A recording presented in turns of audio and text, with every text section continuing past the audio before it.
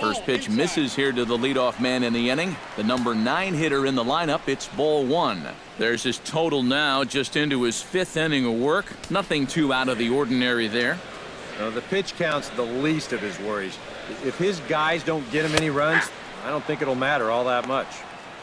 Fastball in there for a strike. 92 on the radar gun that time.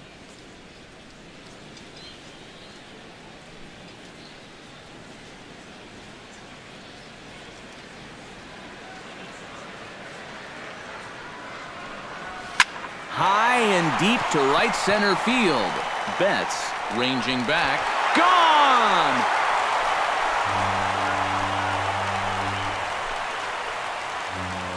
So Justin Morneau will touch them all on the solo shot.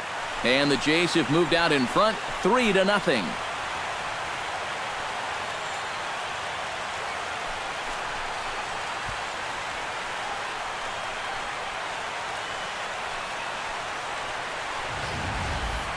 And about the only silver lining to this one from a defensive standpoint is the fact that it came with the bases empty leading off an inning.